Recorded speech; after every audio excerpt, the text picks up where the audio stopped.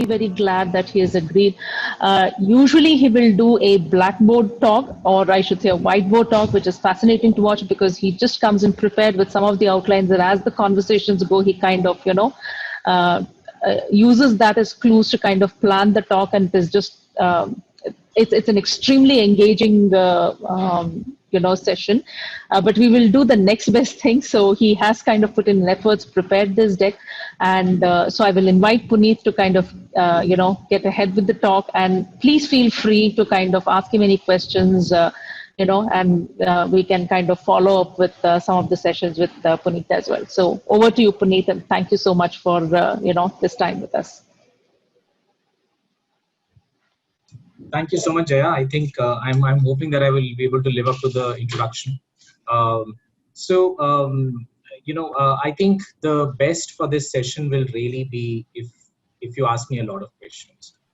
Like Jaya said, that what I really like to do is to come on a whiteboard, because this session is not about what I came to present. This session is much more about what you would like to know and how could this session be useful for you in your journey in terms of raising resources. So stop me anytime. The more we speak, I can tell you, the more rich this session will be. I can assure you that there are no stupid questions. There are no silly questions. Any question that you have in mind, I can actually guarantee that 10 other people have the same question in their mind. It's just that everybody's too scared to raise their hand. But think of this as a safe space. Please feel free to ask any question. Even the slightest of doubt that you may have will be extremely, extremely helpful. So that's basically what I wanted to kind of start with as a request. Would be great if you could switch on your videos. Always good to be able to look into your eyes as well. It gives me a lot of visual cues as to. Well, I agree, Puneet. Whoever can, if it doesn't affect your bandwidth that much, please at least try to leave your video on for some time, because like Puneet rightly said, it's good to kind of at least see who's present. So just a request from our end, please leave your video on whenever possible. Sorry, Puneet, please go ahead. No, thank you so much. It really helps if I can look in the eyes, and it always helps me orient my session well. Otherwise, it could tend to become a monologue sometimes. I'm hoping that you can see my presentation screen. Is it visible? Wonderful. So moving on, I think this topic is something that we all know is extremely important. The topic that I'm going to be talking about today is raising resources. Most people talk about it as raising equity. And I can tell you that it's important only for one reason. And that reason is that without money, you cannot really build a business. To hire people, to be able to buy material, you need resources. One would actually hope that you never have to raise resources at all, because your energies are much better spent on running your own business than to think about raising money. But unfortunately, that's not really the case. Now, before I even get into fundraising, I actually want to start off with a situation to tell you what are some of the important things here. And I'm not trying to scare you here, honestly, but I can tell you that equity raise is hard. There is just no easy way to raise money. And if you think that other people get it easy, they don't. The only difference really might be the fact that they're actually doing this a lot more than you are. Or their business is at a slightly different level from yours. But I can tell you equity raise is always difficult. I have raised well over 1,000 crores plus, maybe even, no, actually more than that. 1,500 crore plus as equity in my different roles. And I can tell you the next check of 100 crores that I'm trying to raise is going to be as difficult as my first check that I tried to raise. There is just never an easy situation. And if I were to talk about the situation right now, this is by far the worst of situations. The pandemic has become another reason for people to be able to look at equity raise. A lot of investors will tell you that Indian economy is not growing, it's actually degrowing, and it is shrunk by 25%. There are lots and lots of issues. And in this particular scenario, can we actually give you any money at all? But I can tell you, if this was not the pandemic, there would have been something else. The point is, there will be a million reasons because of which an investor will not want to invest in you. And there is only one reason, which is basically your hard work and your dedication, which will get an investor to come into your companies. So at the end of the day, it is actually hard work. The second thing that I would like to say is that it's hard work. At the same time, it is extremely, extremely expensive. Um, it's expensive because you're giving away a part of your share of the company. You're basically giving away 20%, 30% of your companies to people who come in and put in cash. That itself is expensive. But more importantly, the kind of time that a founder needs to invest into equity raise is huge. I can tell you that during equity raise times, I am actually spending as much as 80, 85% of my time in equity raise. And once the term sheet is signed, I am practically spending more than 100% of my time. My work days increase from 13, 14 hours a day to as much as sometimes 20 hours on a trot. Uh, and the point is that this is something which is pretty normal and all of us have to just completely live up to it. Now, yes, I have always been fortunate that I have never set up a business on my own. I have always had a strong co-founder. And the way we've gone about it is to make sure that my co-founder runs all the business, is responsible for all sales, all marketing, all operations. Um, and I can then therefore come out completely and just start to focus on raising resources. But for a single founder, this could become really, really distracting. Uh, it's also expensive because you start to defocus on your customers, products, and employees, and you actually are focusing on the equity raise process. And I can tell you, the worst thing that you as a founder can do is to focus away from your customer and your products. So it is really, really expensive. um, some of you, and thankfully that's not the case in our situation, I can actually practically end up giving out my user manuals, my product manuals, everything under the sun. The value of my business comes from execution. I bring no IP at all. Finance business typically is such where every product, every structure is copied by all banks very quickly. Any home loan, any auto loan, any two-wheeler loan, any saving solution, any mutual fund design, you will find is offered by 20 other players in the market. So finance is not an IP-led business, but several of you and I have kind of worked with a few of you to kind of look at your businesses. Some of you have a very, very strong IP-based business. Your IP is out, practically everything is out. And therefore you have to realize that in all of this there is just no confidentiality. The confidentiality agreements that your investors will sign with you are typically going to be so weak that they actually mean nothing at all. And what you will be expected to give out will be details of your IP, customer list, your pipeline, your details of revenue, your unit economics, your key suppliers, your key people list. Every single thing that you hold dear to you will be asked as a part of diligence. Actually, a lot of investors will not even do it as a part of diligence. Sometimes they will do it as a part of the first set of conversations itself. Um, and therefore, what you have to think about is how important is that to you, and that itself is a big challenge. Um, the important thing that you have to also realize is money is just not money here. In a normal situation, when you take 1,000 rupees, you've taken 1,000 rupees. When you get into an equity investment, 1,000 rupees is just not 1,000 rupees. 1,000 rupees is also an invitation to somebody else to become a co-owner with you. And I've often said this, this is one of my kind of favorite lines as well as a big concerns, is that it's actually easy to get out of a bad marriage, but you can't get out of a bad investment. It's just not possible. Here, the alimony is basically losing your entire business. And it's not even that you can lose your business and go and start up a new one, because typically your equity investments will say that you have non-competes for at least 3 years. So it's not even that you can tell them, please keep this, I will go and set up something of my own. That will never happen. For 3 years, at least you will be barred from doing it. And you'll be lucky if it's 3 years. If you read the agreements that you will typically end up signing, and if you have not given attention to it, it might be for eternity. Uh, so money is just not money here. You have to be very careful about who do you bring into the picture, what kind of governance related issues come into picture. Uh, there could also be potential changes in business directions. Your investor might think that what you're doing is just never going to make money, and therefore you should do something which is completely different. Um, what you decided to build your company for, what your passion was, you could be completely turned around on that. And I know some of the founders here have a very strong belief about what they want to do. And I can see the team from Vayu Shastra here.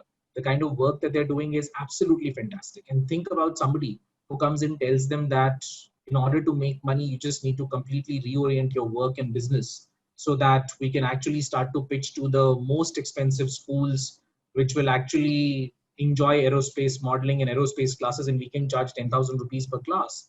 And that should be our primary focus. It actually, yes, it is still talking about aerospace and all of the work that is interesting, but you've actually taken it from everybody to a very small group of people who could have anyway paid and gotten this kind.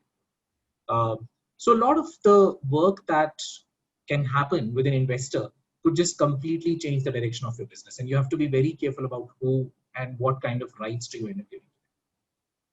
And then the last thing, you need the right set of bankers. I can tell you a lot of people here in this group might actually believe that they don't need bankers or they can't afford bankers. But I can tell you what you can't afford is taking and stepping out of your business to be able to do equity raise full time without taking a banker. The small amount of money that you'll pay to the banker is worth the time that you invest in building your own business. They will also bring you a lot of relationships. It's actually not a bad idea to go with a banker. I can also tell you that the banker does not do a lot of work in the but some kind of preparation, some kind of mock test, some kind of checkup before you do, some kind of readiness is something that they'll help you with. And that itself is going to save at least 20 to 30% of your time, which is quite substantial. Uh, so this is just around an overview of equity raise. I don't mean to scare you, but I'm sure all of you know this really well. But as we start to get into an equity raise, I think these are important things for all of us to know. Let me stop here if you have any questions, but also my request is if you have any thoughts, raise hands, post it on a chat. Given the fact that I'm presenting, I won't be able to see the chat, but I'll request Jaya to kind of perhaps alert me if there's a message on the chat here. Sure. But any question that you have at this point will be really helpful.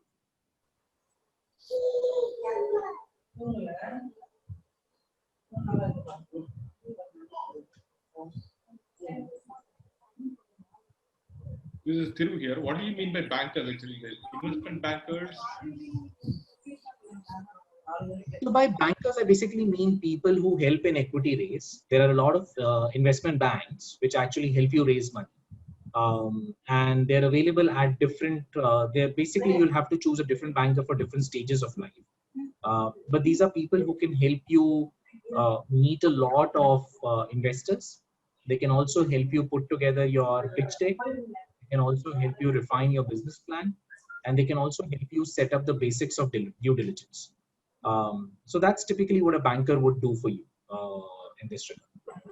So these are investment consultants, or you mean to say bankers means like ICICI Bank, Axis Bank? No. So they're not like ICICI. They are like consultants. But the term that is typically used for them is called investment bankers. They are the ones who will help you find investors.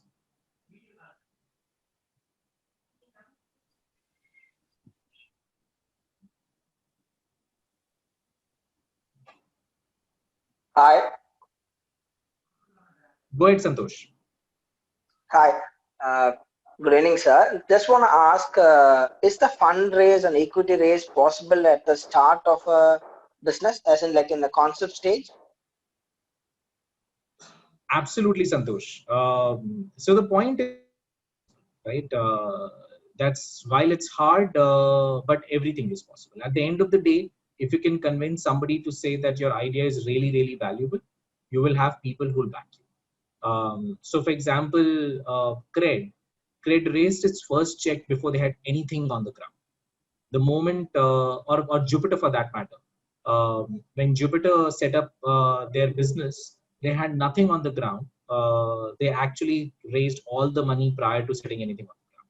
But the point is, both Cred and Jupiter founders came with a very good pedigree. They had already set up very successful businesses. One had, I think, set up free charge in the past. So they'd actually set up pretty successful businesses and therefore they had the credibility to go to the market and say that, well, this idea is something that I can make too. So it's possible, but I can tell you that it takes conviction of an investor to write a check.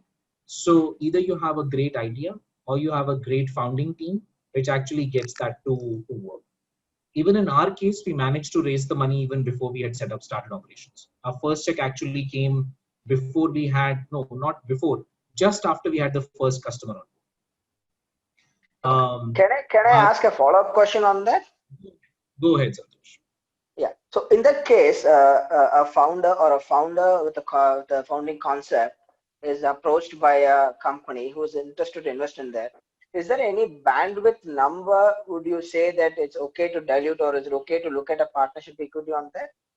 So Santosh, let me get there. This is a part of my presentation. So I want to get to that kind of a targeted dilution at different stages. So I'm going to talk about that a little. Okay. Thank you, sir. So I have a question here. So you are saying about confidentiality will be breached when we are going to investors and all. But there is also another side to the bankers, right? How we are going to ensure that bankers will not breach the confidentiality? No. I am basically saying your confidentiality is breached the moment you're going to raise equity. So whether it's with a banker, whether it's with somebody else, the difference is that if you got a good banker in place, you can actually sign up a much stronger agreement with them because you're going to pay the banker. So they are a consultant to you. So you can set up a much more stronger agreement with them. That's number one. And the second thing is the bankers also know how to negotiate with an incoming investor on confidentiality. Your banker might be able to tell your investor to say that this is what we are saying we have as IP. Give us a term sheet, and once you start the process of diligence, then we will reveal the details to you. So they might be able to negotiate on your behalf to delay sharing the information with a prospective investor, which otherwise, when you are dealing with an investor, and I can tell you, all of us are desperate to get money, right? It becomes very hard for us to say no to any investor who asks for any information. We start to think that if I say no, maybe they'll just walk away from the table. The point is your banker would be able to say no to them about certain information which they think is not relevant for the purpose of decision making. And it actually helps you delay some of the confidentiality getting breached. Eventually, you have to be prepared that your confidentiality is going to be breached. Now, whether it is going to lead into something else or not, that's a different story. And I can tell you without naming, there's a pretty large fund. It's a very marquee name in terms of the equity investment companies. They actually spoke to me. They signed a confidentiality agreement with us. They asked me to come present. They asked me for my business model. They did everything under the sun to be able to do this. And eventually, they had one of their employees who has actually taken practically all our business models, and they've set up a competing business. That employee has set up a competing business. This employee had full access to all our information. And the interesting thing is that this fund who I had approached, they actually made an investment into. Okay. In another situation, one of my existing investors, they had an employee who has set up a business which is similar to ours. And this was actually a person who was an appraising officer of everything that we have done. So he's the person who evaluated my business plans, my commercial diligence was done by this particular person. And now he has gone ahead to set up a business on his own, which is a competing business. So I can tell you that at the end of the day, this is how the market is. So eventually, sooner or later, you can expect confidentiality to be breached. Now, the point is, how important is that information for you? For me, like I said, it's finally at the end of the day, execution is everything. It may not be the case in some of your cases. For example, some of the businesses I can tell you, it might even be executed better by somebody else who had a lot more capital. I often kind of think about, let's say, companies like Greentech, which are making super advanced batteries. Now, if their IP was available to somebody like an Amaron or an Exide completely, they could actually execute in no time. They have the brand, they have delivery capability, they have manufacturing capability, they have everything under the sun. So again, different people have very different kinds of situation. For some people, losing IP could be losing everything, but for some people, losing IP may not be as serious. But you should be prepared for it. Thank you. Thanks, Puneet. This is Srini. My question is, should we prefer an angel investor, or should we go in for a institutional investor, something like that? Which one you said? There are a couple of angel investors who want to invest. Let me come to that, Srini, in a while. I think this is something that I want to address. If you have a choice where you have an angel investor and a commercial investor, and both of them want to invest in you, I think I would say take money from both. If you have no choice, then you have no choice. At the end of the day, more money is helpful. And I can tell you, if you could raise more money once, then you save the time and effort and energy. Equity raise, like I said, is hard. If you raise the money today for 2 rounds equivalent, it is better than raising the money for 1 round at a time. So honestly speaking, if you had if 2 people were kind of pushing you to say, take money, take it from them. Thanks. Of course, keeping in mind the fact that you still need to have a good investor. Yeah, the one thing is like, how do I evaluate how much should I shell off? What is the equity equivalent? Let's come to that. I think that was also the question that Santosh asked us. We'll get to that. Okay. Anybody else? Otherwise, we'll move on. So these are some of the existential questions. I know that some of these questions were also coming to you, and there are no easy answers to these questions. Why do you need to do equity raise? I think is an easier question to answer. Why is simply because you need the money. When? All the time. I would actually say that one of the roles of the founders is to raise money all the time. I never stop raising money at all. So even if I've closed my previous round as of yesterday, I will be back in the market today to raise money. In fact, I will go to 10 people who told no to me by telling them that, you know what, I raised money. And you know, sometimes the biggest thing that you can do is tell somebody who did not invest in you that, well, somebody else bought the store. And that creates an element of doubt in the person who did not invest in you to say that, oh, maybe I missed something.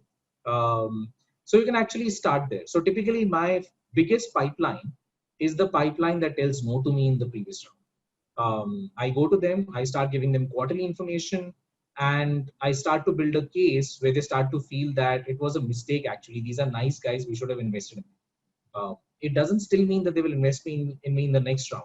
But the point is, I've never really stopped raising resources. I'm doing it every single day. And by doing that, my investor relationships are fantastic. And I keep getting the pulse of the market. I also keep gauging at what stage are these people going to be more likely to invest in. But nevertheless, these are how much, that's a question we will try to address. Who should do it? Banker, yourself, work with, have a junior person being deployed for it. I think these are all important questions, but there are no easy answers for this. I would typically say that if you have a network, if you have the time, if you have a co-founder, do it yourself. If you have neither of these 3, definitely go for a bank. And the rest of it is some permutation combination that you can think about. Options. The main options here typically are, largely speaking, angel investors / PE, bootstrapping, friends and family. There are not too many options here. In your case, I think it's fantastic to have RTBI and IIT incubation cell in between, because what it also opens for you is the door for 2 more things, grants and loans. And I can tell you that you should be feeling fortunate that you have access to this. Most of the founders just don't have access to these 2. But typically that is where it would be. Let me stop here. I know Srini had a question, and anybody else who had a question as well, please feel free to ask. Sure. Puneet, thanks for that quick thing. Now, more we hear, the more questions we get. So what you rightly said is like, it's better to take money and keep going, but it's how much risk can we take? Like, because I got an X amount, can I really, get it going? Or do you think like I have to take it little by little and grow it? And I mean, should I go pan-India or suddenly, or should I go in small rounds? How much risk should I take with respect to, the money I'm going to get something?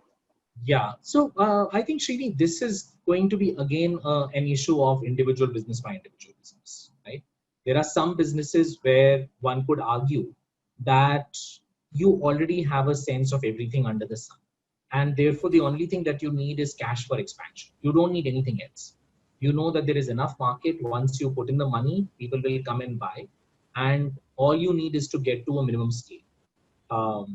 There are other businesses where I can tell you, and I speak to a lot of teams here, and I know that they haven't really yet got to a level where they know what is the business problem that they're trying to completely solve for and what is the use case that is going to sell. They have great ideas, but they've not yet reached a level of market traction where the market is defined. They're still trying to go and tell the market that this is a product that could actually help meet your needs. Uh, I think some of it also comes from the fact that a lot of people who I know here come from engineering backgrounds. So they're actually solving a problem where human beings or some low-tech initiative was actually trying to do something. And now they're kind of bringing in a new technology which could change it. And the technology today is not established. Prototypes are just about ready. And at that stage, a lot of them are right now in the doubt to say whether markets exist or don't exist. And therefore, to be able to just take pan India and throwing more money may not completely be proven. So I think it again depends from business to business to business. But two things is what I would say here. Uh, if you've created a business plan and you've been able to convince an investor to put in $100 million behind it, and in the business plan, you had already put the plan to say that I'm going to go pan India and my burn rate is going to be this much, by all means, go ahead. You found an investor who liked your vision, liked your idea, saw the business plan, and has done commercial diligence on you to be able to say that all of that has happened. And therefore, you could go ahead. But there could also be an angel or a very early investor who basically puts in $500,000 in. Now, this person has put in $500,000, largely speaking, to see if whatever you've said, you can actually put it on the ground. And if that is very much the case, then your most important thing that I would do will be to bootstrap and make sure that the measures of success that the investor had in mind, you're actually doing better than that. And sometimes timing could go very off. You thought things will happen in 3 months, but the person who you wanted to hire had a notice period of 3 months. And what could have been achieved in 3 months required 3 months for a person to come in before you could even start working. So now you need the same money to last you for 6 months. So frankly speaking, bootstrapping helps. That in a situation like this, where you are trying to pass on indicators to an investor to say, write a bigger check, you should kind of keep the cash flow down to the minimal outflow so that you have a better runway to be able to manage your situation. So I would say that these are the two extremes. Of course, there are lots and lots of intermediate scenarios, right? What happens when you raise $5 million? Do you still blow the money or not? But I think in the heart of hearts, all founders know whether they have a successful product or do they need to make their product successful. So the transition of idea into a successful product is the time when you should open the floodgates. Otherwise, I would say just because somebody else is giving you the cash, don't burn it.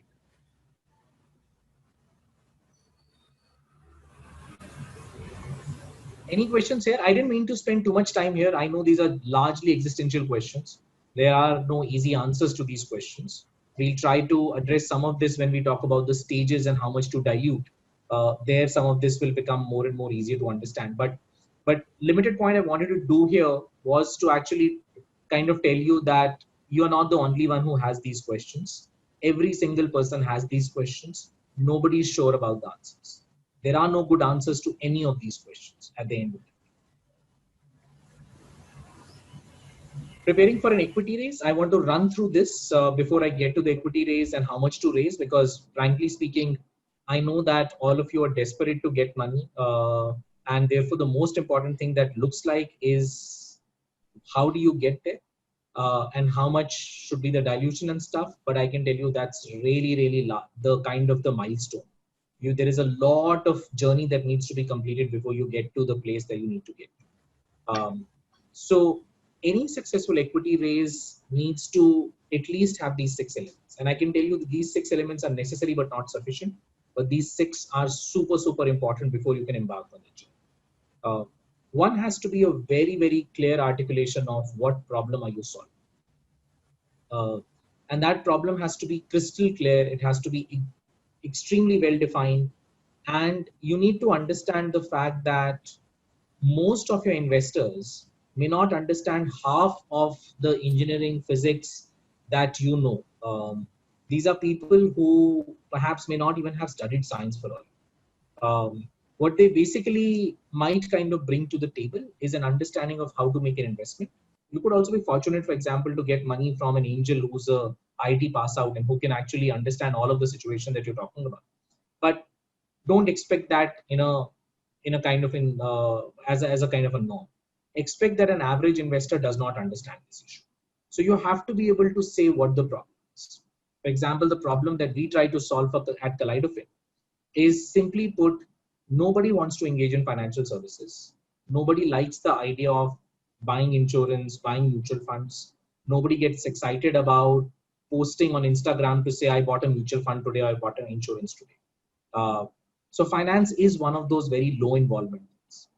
At the same time, people can get very excited about buying something as silly as sunglasses or shoes. And people will fill up their entire Instagram and Facebook posts on one new pair of sunglasses. And that's what tells you that people engage in their goals. The goal could be to look nice. The goal could be to get your kid educated. Goal could be to go on a holiday. And what we as Kaleidofin do is basically convert the entire complexity of finance, take it and manage it on our own. But what we really try to do is get the customer to just simply focus on their goals. We don't talk the language of finance. We only talk the language of goals. So the problem that we're trying to solve here is a human problem of saying most people don't like financial services. And I'm sure if you ask this question to your own self, that would you have bought the insurance if there was no compulsion under the taxation, how many of you would have done it? How many of you adequately feel that you're insured? And the answers are going to be pretty challenging. And that's the problem that we're trying to solve. And typically in the statement that we're trying to make, we try to make sure that the listener has also experienced some of this, the challenges of finance, which mutual fund to invest in, for example, which insurance product to buy, which company has the best policy. These are all challenges that most people really, really don't understand. So I think you need to have a good handle of that, and it should be a problem that the person in front of you can relate to. Some people, for example, I see in IT, they have a very clear sense of the problem and it's very easy to understand. I know a group which is working on, for example, mobility for people who are differently able. It's a problem that is very, very well understood. India just does not have very, very good possible options there. And what they have actually designed is fantastic, and it's very easy and intuitive to understand their product. Not everybody in this room has something which is as easy to understand as that.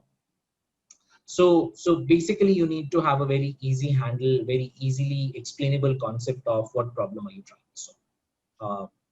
The next is the business plan. Extremely, extremely important. So what does a business plan basically mean?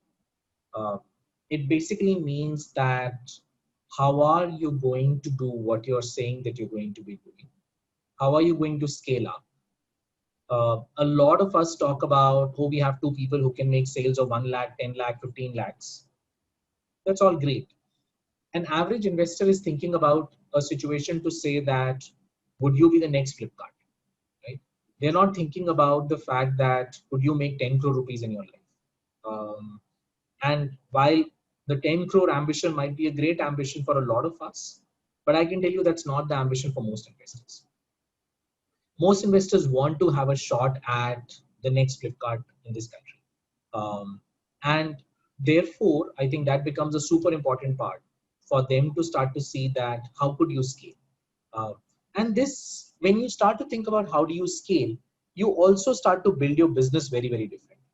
I can tell you in some of the businesses that I see that the founder is the critical resource. The founder is doing the trainings themselves, or the founder is doing the consulting themselves. And the moment you do that, you will find it very, very hard to scale. And I can give you an example of another company, again at IIT Research Park. And I've seen them kind of switching over completely, and it's been amazing to see that.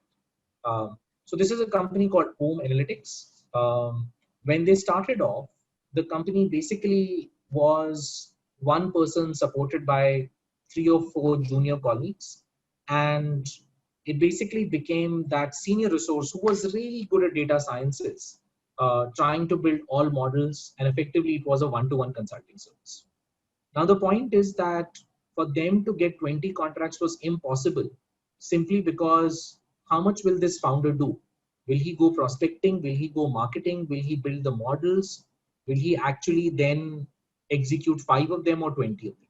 His own capacity was the constraint here.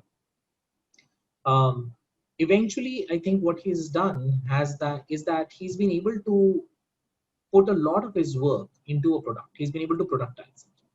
Now he's created something which is, I'm forgetting the exact name, but it's something to do with the genie. Yeah, Genie Insights, I think. Yeah, Yes. it is. Yeah. Right now he's been able to productize it. Now a lot of insights of the founder have gone into it, and now it's a solution that several companies can co-use. And now, because he doesn't need to really work on it on a day-to-day basis, he can actually keep reviewing the algorithm and make Genie Insights better. But it actually gives him time to be able to just market this to 10 other people. And junior resources can make sure that they can actually give all the insights that are required because the algorithm is built at to be able to do some of that stuff. So by productizing now, he's been able to release his bandwidth, and therefore he's been able to grow from the limited number of people that he had to a pretty large team right now. And that, theoretically speaking, could actually go pan-universe. There is no reason for it to be focused only on India. The product could be used by anybody around the world. And I actually start to feel that he's at an inflection point where if he were to raise a certain kind of money, he can actually start to project himself as a company which can actually do this for a lot of people. He needs sales teams, he needs a lot of visibility, and that requires money now. He's in that situation, Srini, that if he raised, to my mind, $50 million, get 2-3 data scientists, get a lot of marketing people, get a lot of B2B business presence to be able to now scale up. I don't know whether he himself feels confident in doing that or not, but his product is brilliant. So now you know that he's reached that kind of a level and situation, and he can, if his business plan is not about doing this, he will never meet the expectations of an investor right now of being able to make the next move. So in some of the cases, we have to start to think about that, how can we actually scale this beyond ourselves? How can we actually take it to a much larger scale? And that becomes really, really important to talk about. It's not interesting for an investor to start to think about the fact that in 5 years of operations, you'll build a scale of 5 crore rupees. It might be a great aspiration for all of us, because 5 crore rupees is a lot of money to be able to start to see as a top line for and the bottom line, but not necessarily for an investor. So I think that's an important. The next thing is the pitch deck. Now, a pitch deck means a lot, and it means nothing at the end of the day. It means nothing simply because when you're a startup, your pitch deck is trying to largely put some structure to a conversation. And at the end of the day, it shouldn't be that important.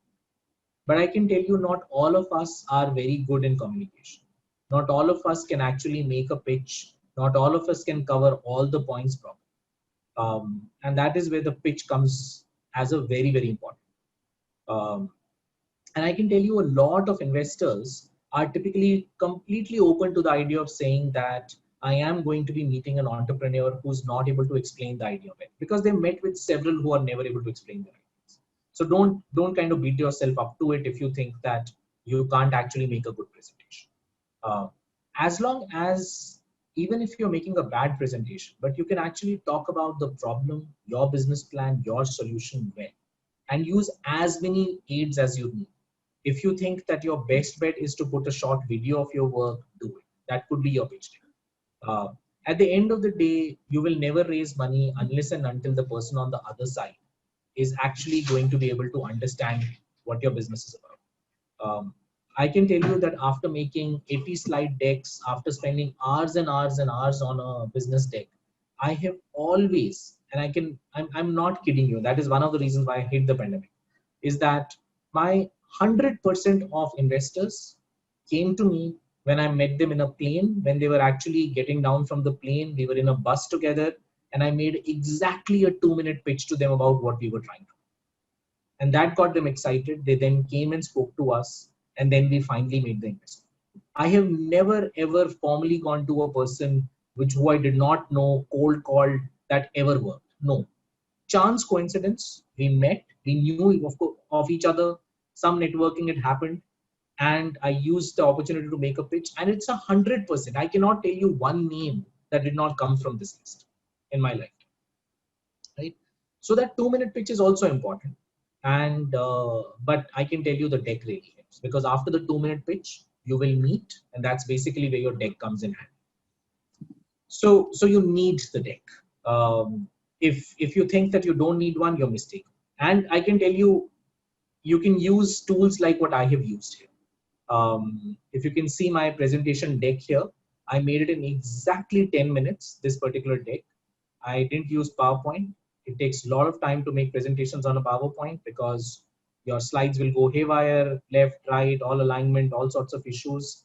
I use this software. It's free for up to 100 slides, and it makes beautiful presentations all the time. You can make very fancy presentations, but at a basic level, all your presentations will look very good.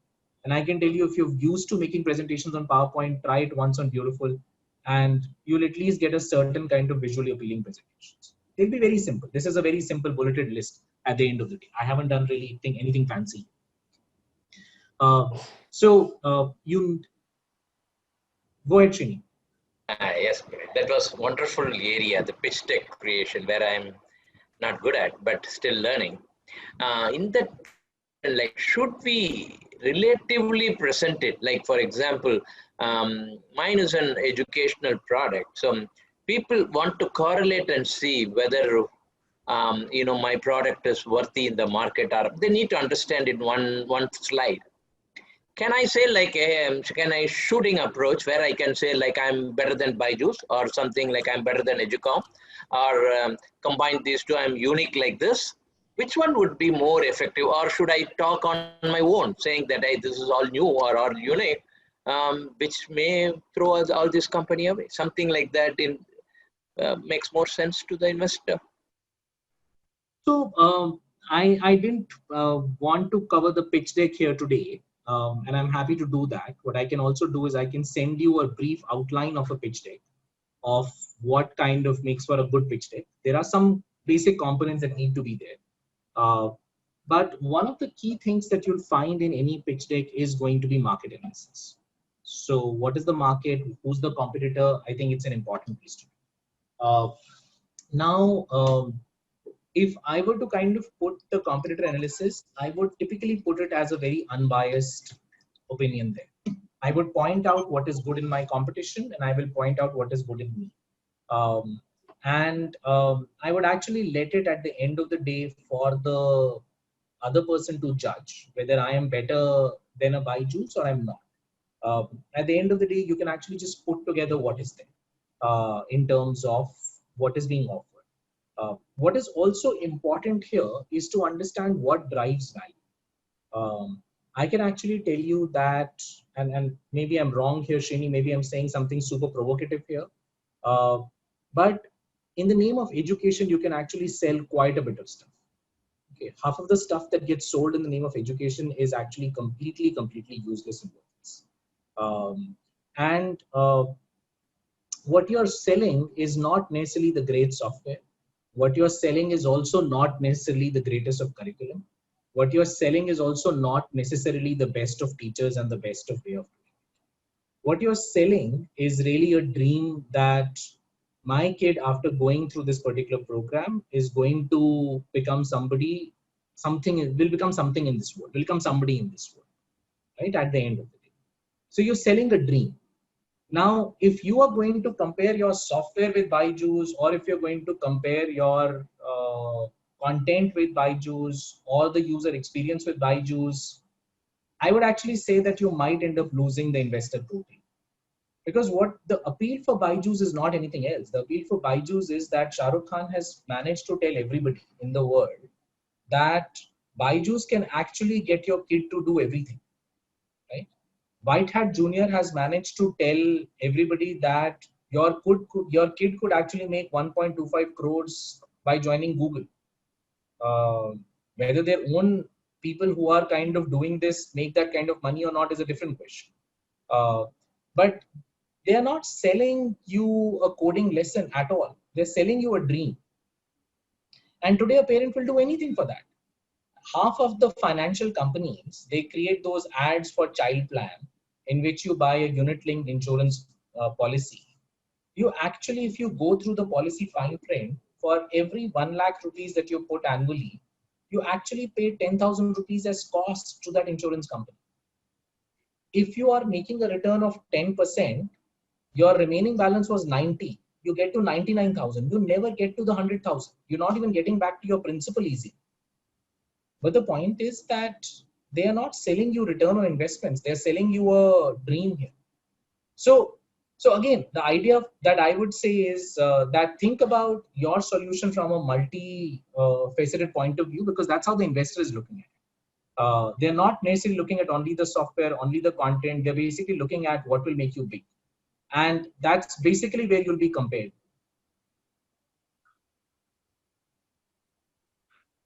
Great point. Thanks, Puneet. Yes, that helps. Okay, moving on, networking. How many of you are in a forum where you end up meeting investors?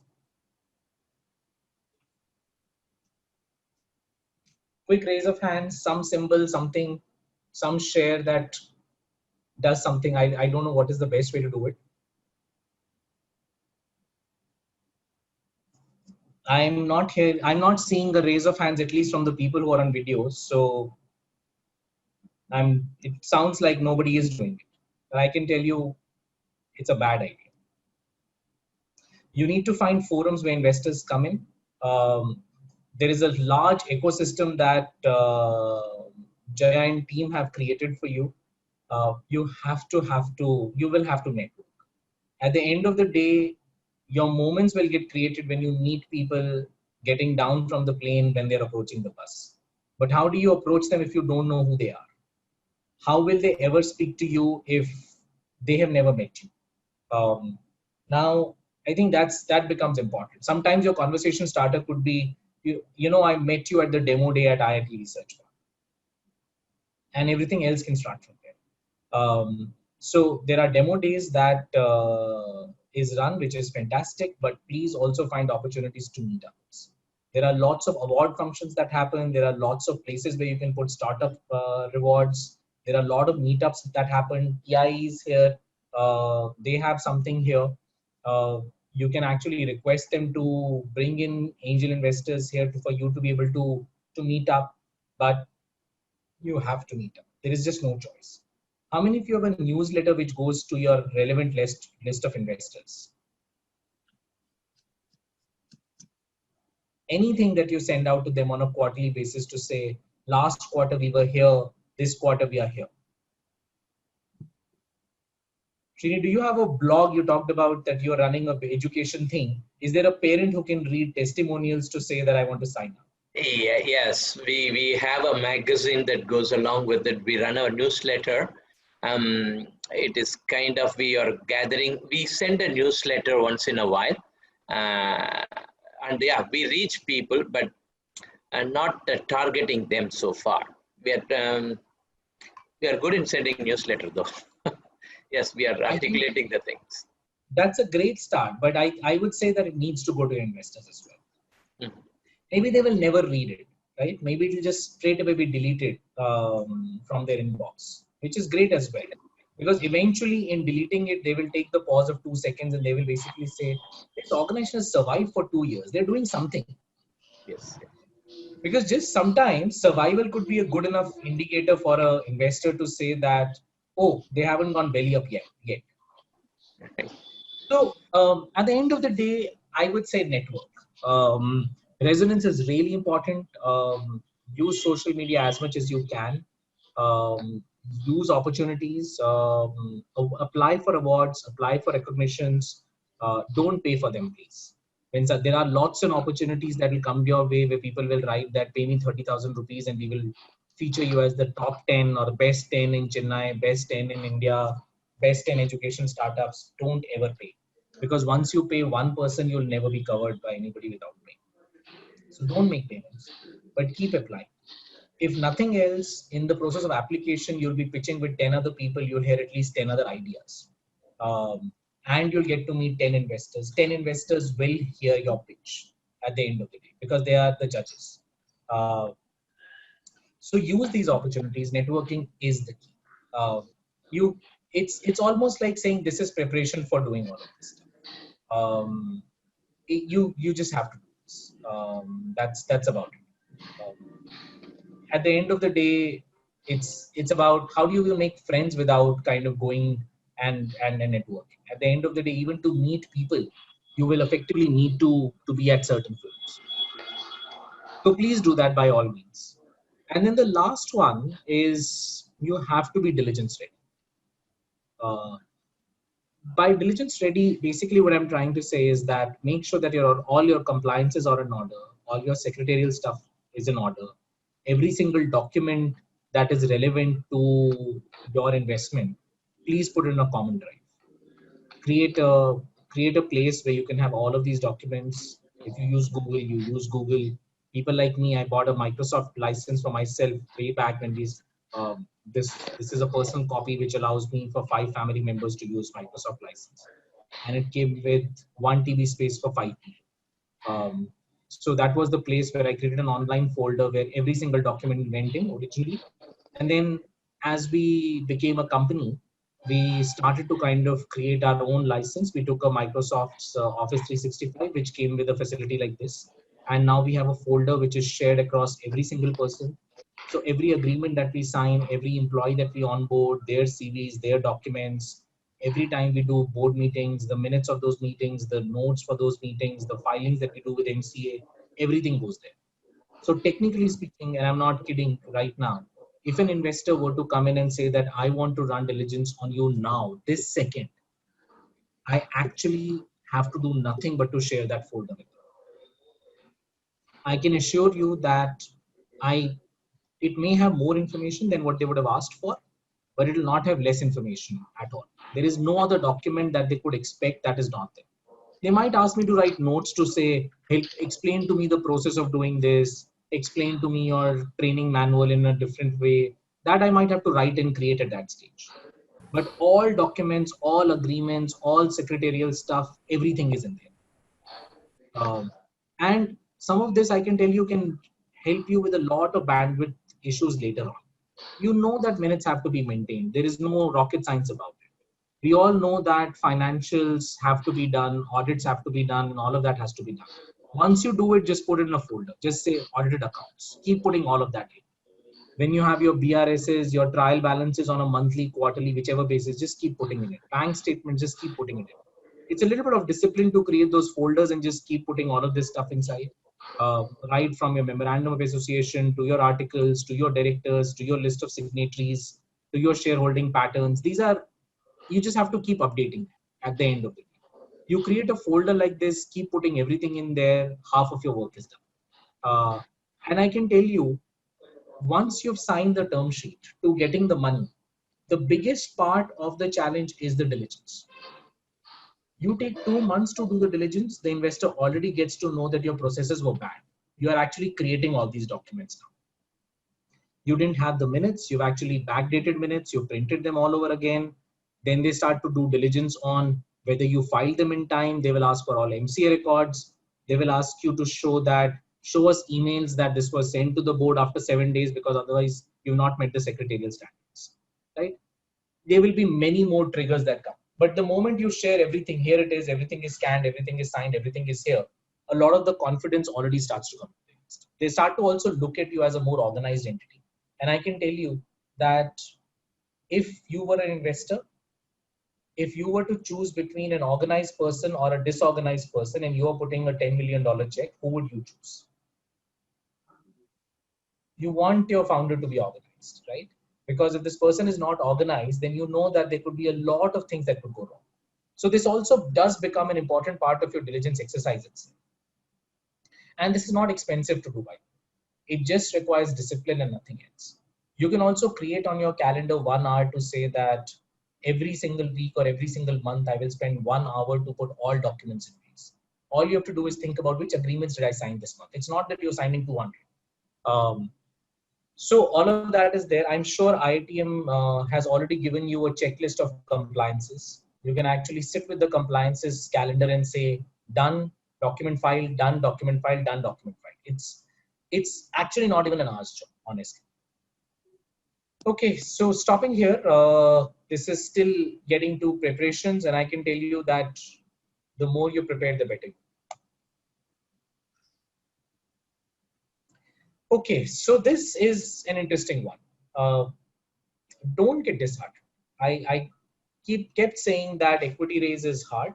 The challenge is that this is how most people think success happens to others. Right? You basically think that success is kind of you saw something, you got an idea, you basically did a little bit of networking, and then you became big. That's typically how it seems like. Actually, for everybody, this is how success looks like. There is a lot of stuff that is happening, lots and ups and downs, lots of tangles. The good thing is people only see the tail part, which is a straight line, and the arrow part, which is a straight line in the front. And you don't need to really show to everybody everything else that is going on. But trust me, this is everybody's situation. Everybody will fail 100 times. And the good thing about equity raise is that it's not like an election. You don't need 50% votes to win. Right? You can meet 100 investors. You don't need 50 of them to say yes. You just need one person to say yes. If you've lost out with 100 people, there is no reason for 101st person will not say a yes to. The simple point is you just have to be at it. You just need one person who will buy your story. Just one person who will believe it. At the end of the day, that is what it takes. So just be at it. Just because it is kind of looking difficult, it is becoming frustrating, you don't have the cash at this point of time, it does not mean that others are in a better situation. Everybody is in the same boat as you. In this room, I'm sure everybody is struggling with exactly the same issue. And if this wasn't an issue, I would have been surprised that so many of you would turn up for this particular talk. And it tells you that it's just not easy. It's never been easy for me as well, honestly. It always takes time. So the most important thing is just be at it. Success is a lot about being at it rather than anything else. So this is where I'll try to answer some of your questions that you raised with me in terms of how much dilution and what do we do at different rounds. But before I get into it, any questions?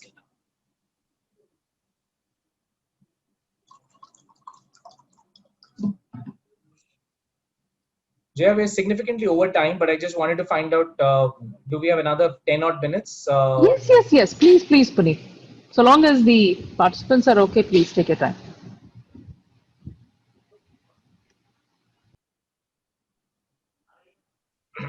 Okay, so no questions and move on then. I have one question here. Go ahead, Rishabh. Yeah. So regarding this due diligence, can you please tell what are the documents that are required typically for due diligence? Rishabh, I'll perhaps cover it separately at some stage, and I'll also send you a checklist that I give investors. I'll send it to Jaya. Yeah, I think that, yeah. Then she can forward it to you. But think about every single document that you can imagine. Everything to do with your employees, everything to do with all compliances. I'm sure you'll have a compliance checklist, which is around all laws, labor laws, company laws, companies acts, all filings for that. Any agreement that you've signed, including lease deed with IIT Research Park or anything else, any document that you have with IIT, minutes of the meeting, all of those documents. Basically, there isn't a document that is not relevant from the perspective of due diligence. Financials. Yeah. So coming to different investment rounds. So I think this is classically what most of you will experience. There are, of course, some variations that keep happening here and there. But typically you'll have a pre-series A or the angel investment round. That's typically the first round. It's also called the seed round. Then you have the Series A, Series B, Series C. I've tried to kind of articulate a little bit about what these different rounds mean. So typically there's an angel investor round that happens when you have either got a prototype or you're close to getting a prototype out, but your idea is clear. You have not done any minimum viable product demonstration. So people still don't know whether your prototype will find users or not, but at least you have an idea which is getting closer and closer to a prototype that you can take to the market. At this point of time, most people will not ask you what are your revenues or not. But if you have anything which is above and beyond that, that is a big plus. So for example, if you are going in a pre-series A stage and you can already show that I have revenues and I have all of that, that always is helpful. So if you're better and ahead of the curve when it comes to all these requirements, you of course will get preferred. But that's basically where different kinds of people will come into the picture. So at an angel investment round, typically what you should be expecting is to get just enough money for you to be able to complete MVPs. So your prototype should be in place and you would have gone with the prototype to a few of your customers who would have said, yes, this product makes sense. That's largely speaking the money that you need at the angel investor stage. If you can raise more, that's great. So if you can raise enough money at the angel investor stage that you don't need to raise money at Series A and directly get to Series B, that will be lovely. But most people will not get that kind of a benefit. Most people will have to go through the grunt of going through an angel round, then Series A, then Series B, then Series C. A lot of the work that IIT actually ends up doing with you is it already plays the role of an angel investor. And typically what happens, and this is the part that one has to think about a little bit, is that a lot of the entities during this particular phase, and these are the ones that I find struggling the most, are the ones who've not gotten ready completely to get to a Series A level. We are still at a level where the basic market opportunity is still supposed to be kind of proven. And some of this could happen because the ventures that a lot that at least I see have a pretty long lead of just prototyping work. So in several cases, you could have an easy prototype, but in some cases, you're just doing so much work in prototyping that developing the right device, developing the right product itself could take you well over a year or year and a half in just engineering and putting the prototype together. So I think that typically could become a bit of a challenge, and I feel that some of the entities are in that challenge because they need something which is after IIT has come in, they still need an angel investor or seed investment to come in to see them through on a Series A round. So a lot of you might actually be within that stage of saying that I got some money from RTBI or IIT Incubation Cell, but I'm still not at a level where I'm a Series A entity at this point. So you could be in different stages. Series A, like I said, is, and I'm going to give you a pause after Series A if you have any questions, because I believe most people are going to be within this band. We can spend a lot less time on the remaining series. You get to a Series A when you've done your minimum viable product is there. You have started to show some traction on customers and revenues. Your next round is actually Series A round is still going to be largely driven by the pitch deck. They are still going to be looking at the founder's ability to execute. But one thing that would have happened is that your unit economics would have been validated. So if you believe that your cost of educating one child is going to be this, or your educator can create programs which are 5 in number, or you could actually, let's say, produce one unit which at mass scale will cost you 10,000 rupees, but today costs you 25,000 rupees. All of that you would have actually, mass scale production you might not have gotten to, but you would have gotten to the 25,000, and you could show to people the fact that if I placed a larger order, I could actually do a mass scale production at 10,000. So some of your validation of unit economics would have happened by the time you go to a Series A investor. Typical expectation is that when you're going to an angel round, you're diluting not more than 10%. You could go up to 15, but really not beyond 15 in any form or manner. When you get to a Series A, you dilute typically 25%. So if you've done 10% at Angel, you could dilute another 25% at Series A. That will take your dilution to 35%. At Series B level, you expect to dilute around 20% to around 25%. So at 25% dilution, you could be diluted down to 60%.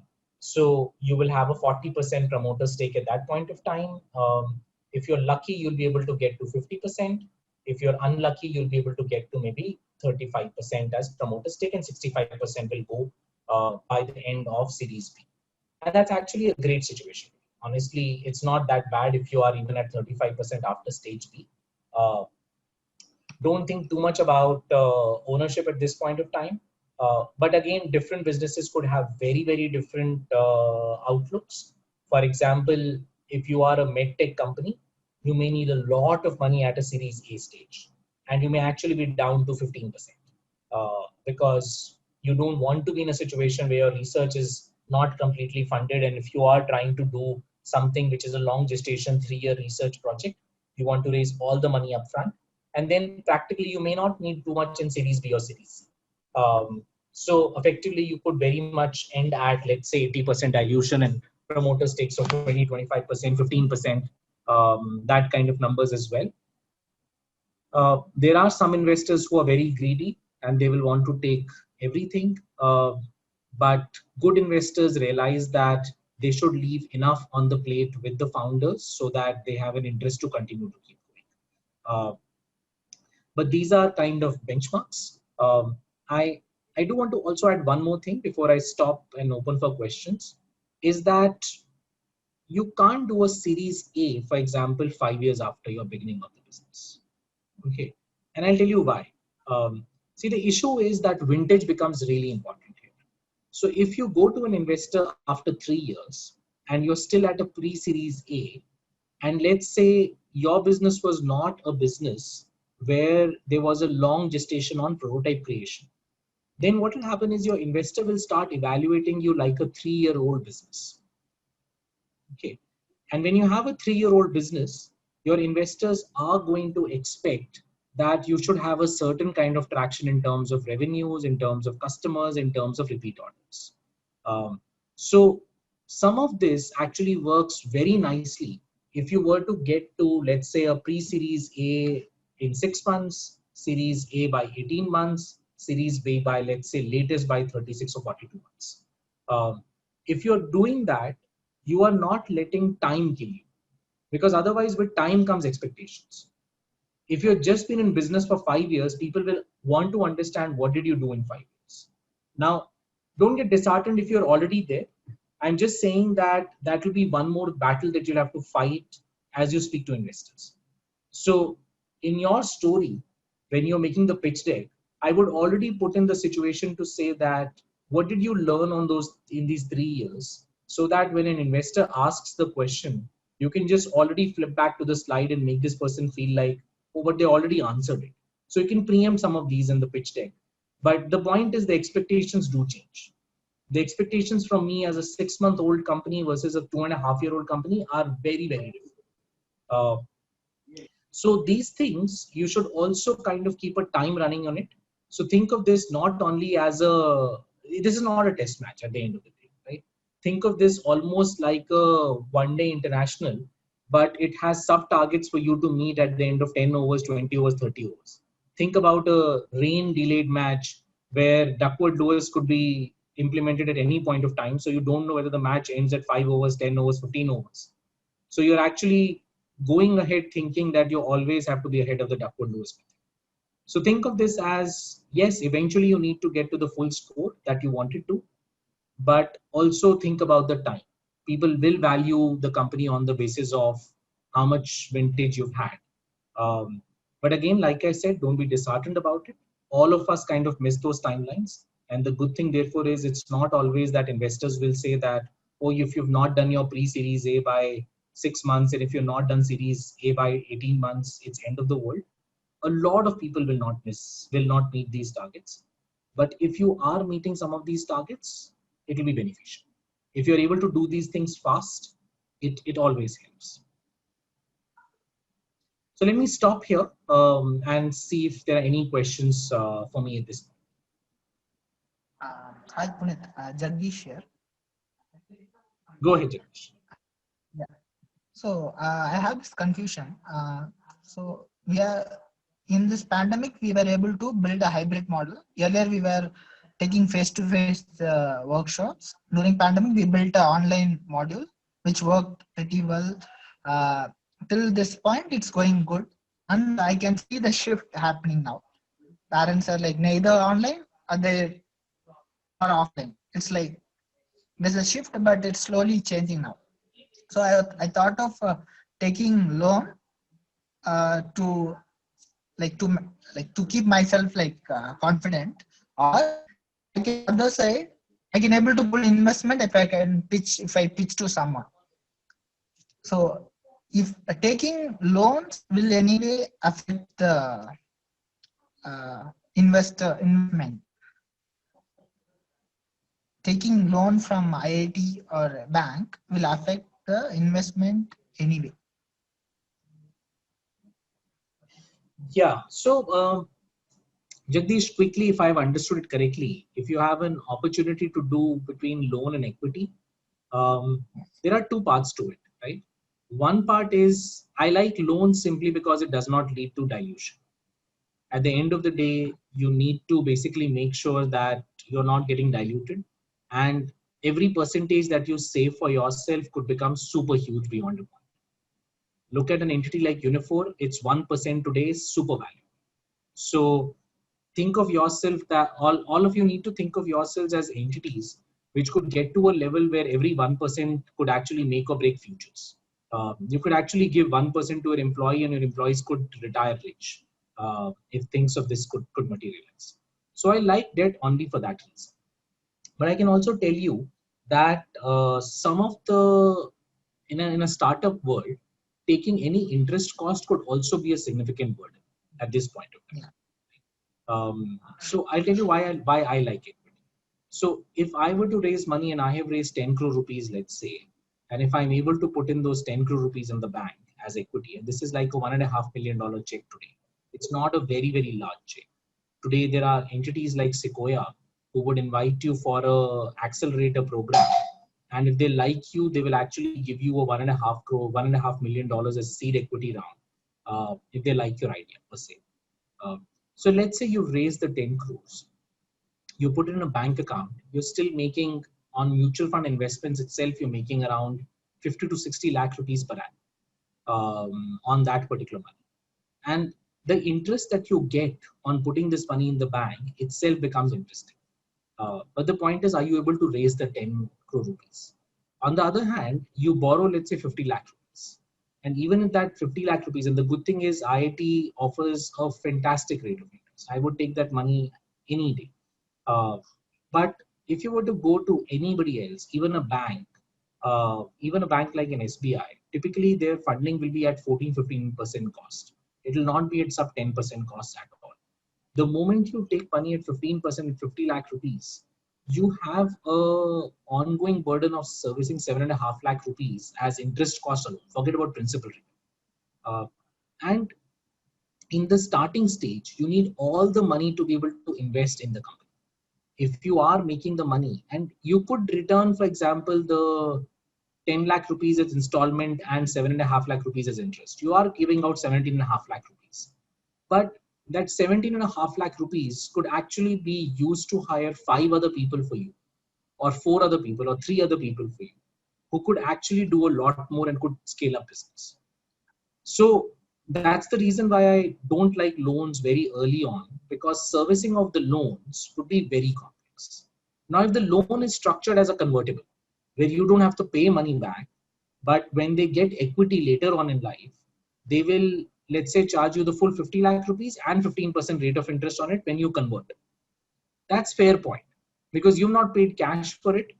The investor has, at the end of the day, taken equity. You got the money as loan for the first 3 years, which means that you did not dilute too quickly. You diluted at your future value that you created, but the investment did not look like 50 lakhs. The investment now looked like 50 lakh rupees plus rate of interest at 15%. Till this point, we never had any loans. We still run bootstrap, and we had a grant from IIT Incubation Cell. And we are planning to scale up to 5 more districts.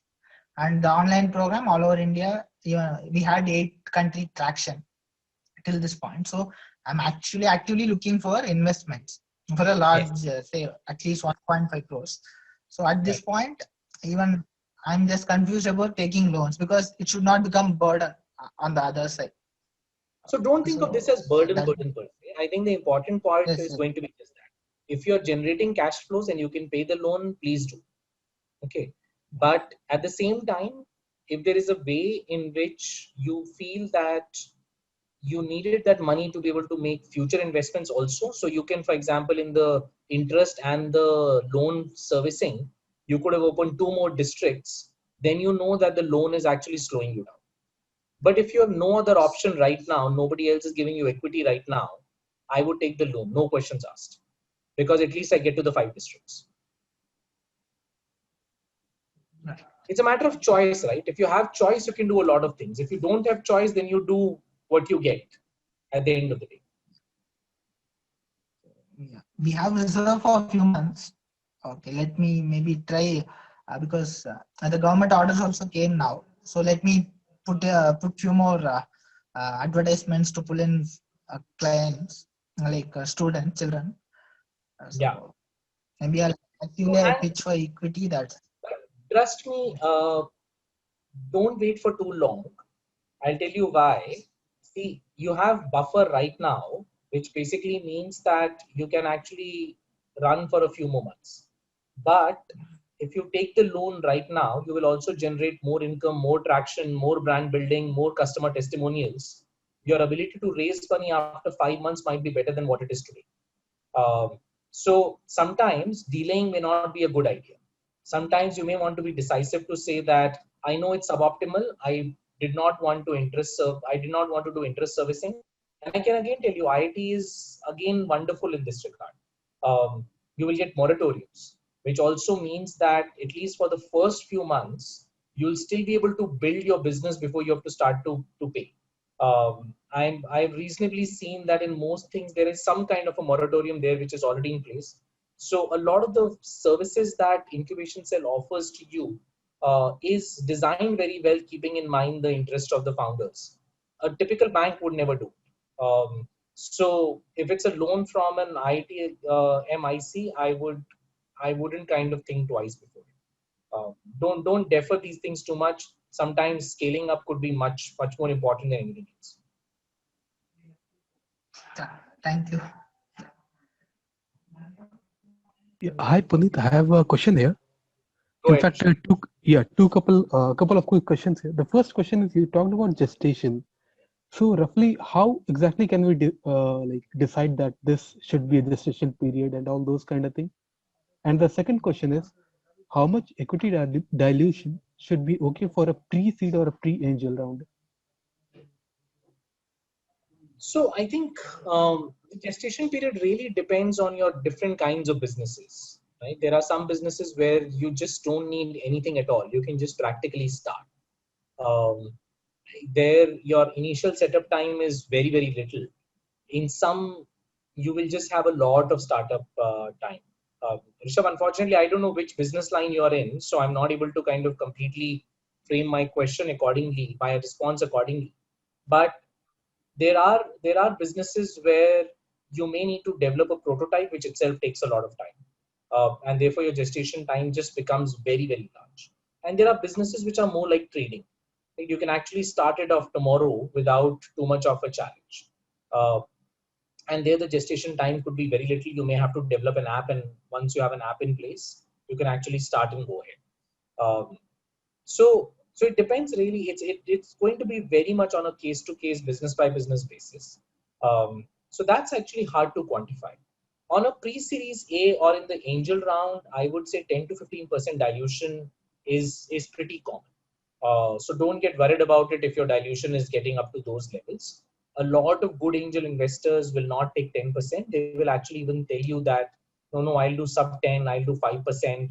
because they also realize that if the promoter ends up losing too much stake too quickly, then it becomes a challenge. Also, a lot of angel investors start to realize that sometimes by giving a higher valuation to the company in an early situation also starts to create a benchmark for valuation for future rounds. So sometimes angel investors are also pretty happy to give you a much better valuation than what the market would. But there are all kinds, Rishabh. I have seen angel investors who practically offer what I would say in quote unquote is vulture capital, not even venture capital. They would want to practically take away everything that you have. So you have vultures and you have angels. You just have to, I think, figure out whether you got a true angel or not. Thank you, Puneet. But in fact, my second question was regarding the pre-seed round or pre-angel. So pre-angel round, I don't know what that means. I actually feel that that's your money. Okay. I think he's asking something in the lines like what I had asked, sir. I mean, like at a concept stage, how much would you dilute it? But that's to my mind an angel round, no? If it is at a concept level itself, you got somebody else to invest in you. That is an angel round. That's what happened in my case. I had a concept, I had a presentation, and the famous Amitabh Bachchan Shashi Kapoor dialogue. मेरे पास ना office है, मेरे पास ना कुछ और है, मेरे पास सिर्फ business plan. So I have no office, I have no employees, I have no customers. Only thing that I have is a pitch deck. That's basically what I had at some point. So when I got an investor at that point of time, this investor was an angel investor. They basically looked at me and my co-founder and said that these are people who could build the business. And I diluted the number that I'm talking about. I diluted around 6% in that round. 3 people put in small check sizes into that entire transaction. And that became my angel round. Okay. Thank you for sharing your experience, sir. No worries. And Santosh, please call me Puneet. Don't call me sir. We are all equals. We are all founders, and I have a lot of respect for all founders. And this is wonderful to kind of meet all of you here. So, Sure. Puneet, very quickly, I need to go start off another session for our MedTech incubator. So I'll just drop off for about 10 minutes and then rejoin. But in the meantime, please let the conversation continue and I'll kind of put it carry again. on. Yeah. Yeah. I'm done. I have no other slides to project really. So I'm really done. But if there are Yeah. any questions, But I'm sure there'll be lots of questions. So let the conversations continue. I'll just join back and Kalyani will handle. Okay, Puneet? I'll be back.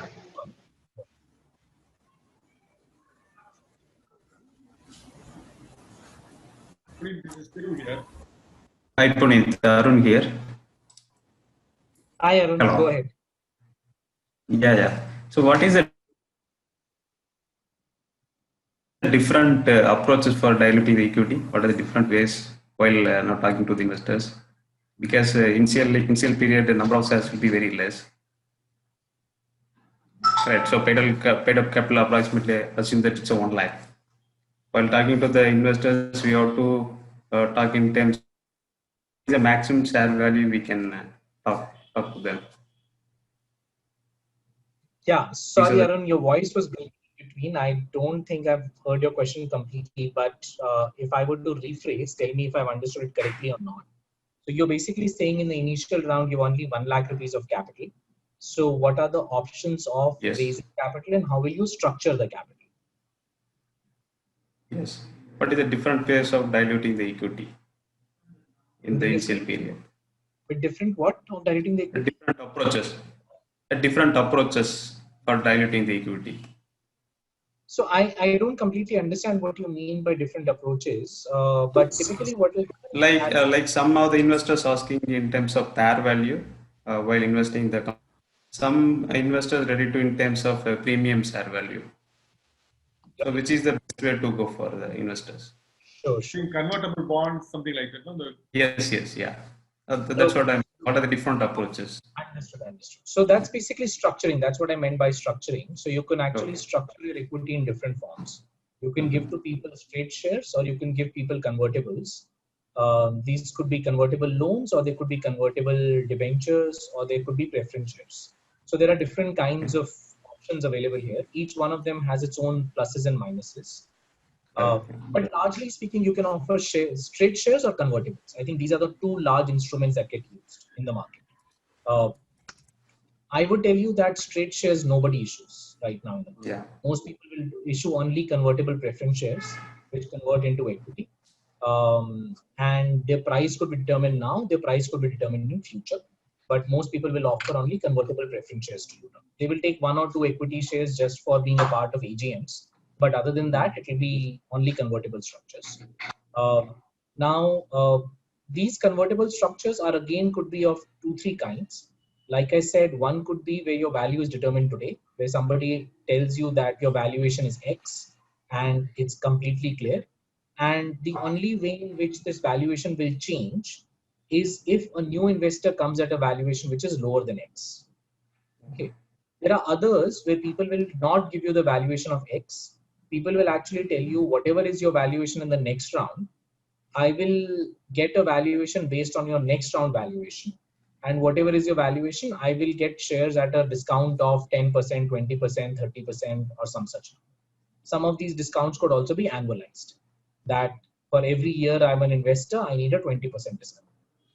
So there could be some of those in which the price is not fixed, only the quantum is fixed and the discount rate is fixed. So typically these are the approaches that are most commonly used in this regard. Now, when you don't worry too much about the 1 lakh rupee share capital, that means actually very little. The most important thing is the valuation that people give to you. So let's say somebody is willing to give you 50 lakh rupees. Okay. They will typically tell you that I want to take shares worth 50 lakh rupees and I want to take 6% of the company, or let's say 10% of the company. So if they're taking 10% of the company by giving you 50 lakh rupees, then the company's value is straight away 50 lakhs times 10. The company value is being valued at 5 crore rupees. Okay. And therefore, shares worth a lakh rupees are now being valued at 5 crore rupees, which means your per share value has jumped from 10 rupees to 500 rupees per share. That's basically what the implication of that is. But in most cases, the 100 rupees or the lakh rupees is not relevant. The only thing which is relevant is that how much money is coming in and what percentage of dilution is happening. So that's typically how it will be, how the dilution works and how this is going to be structured by various investors. So is there any maximum limit for premium share value? Like No, example, not at all. yeah, Doesn't matter at all.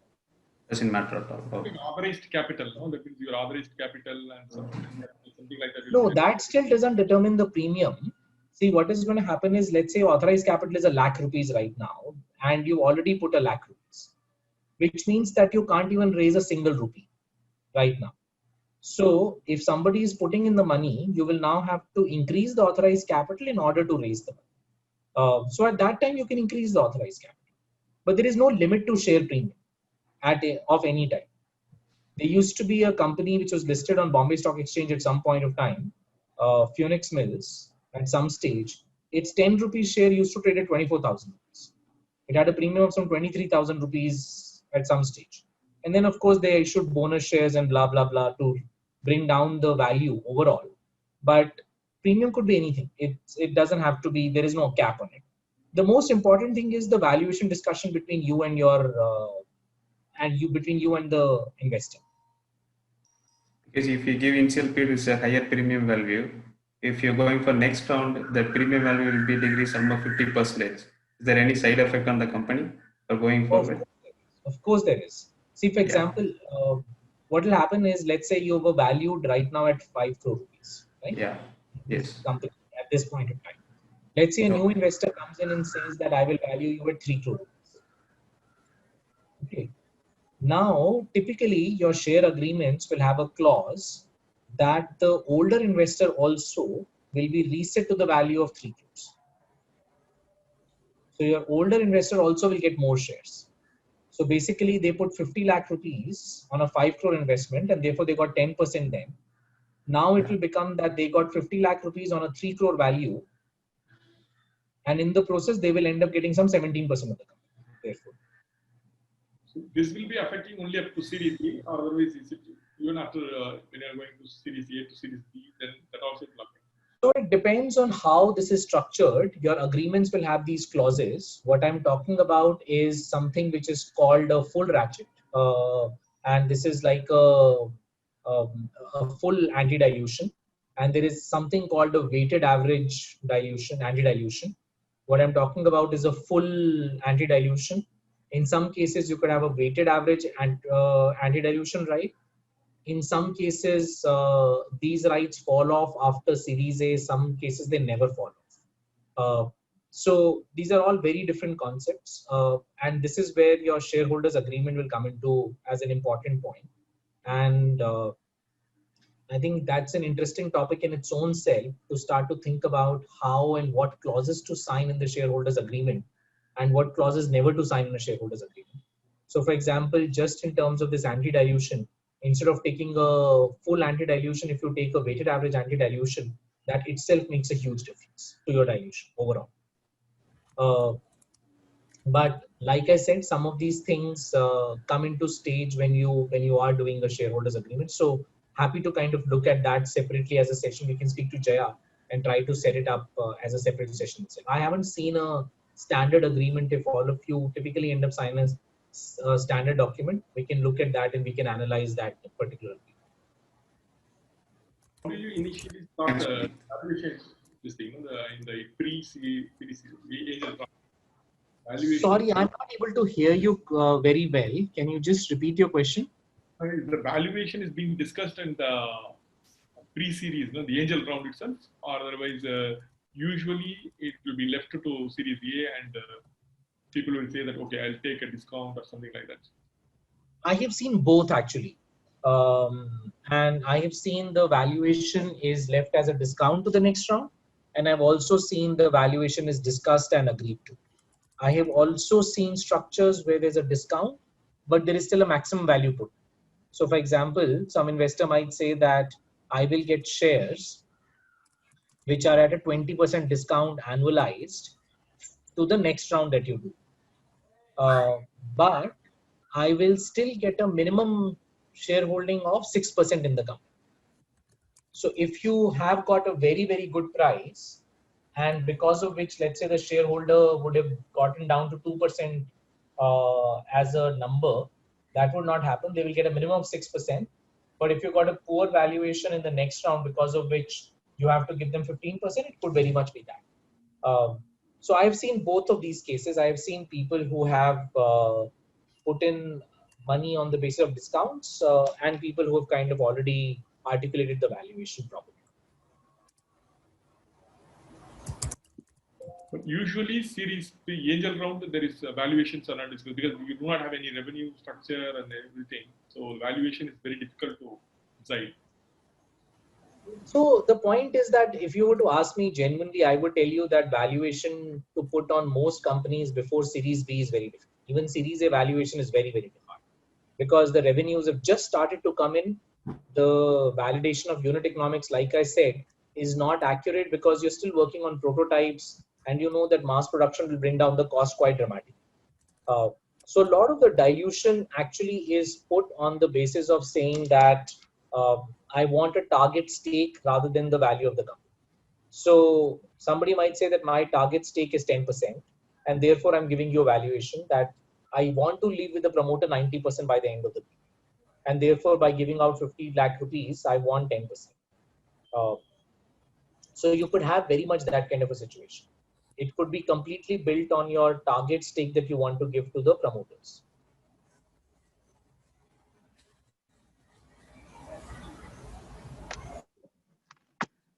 Hi, this is Kalyani here from the incubation cell. Just wanted to do a little time check here. It's 5:45 and we know we requested Puneet sir for time till 5:30.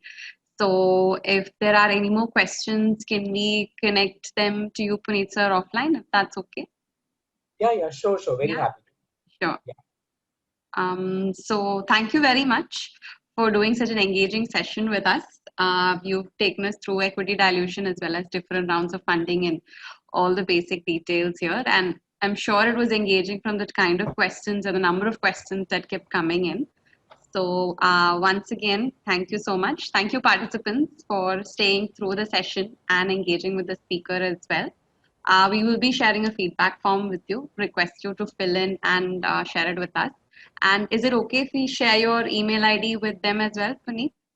Sure, no problem. Yeah, all right. So we'll share his email ID as well. So thank you for staying this long. Yeah.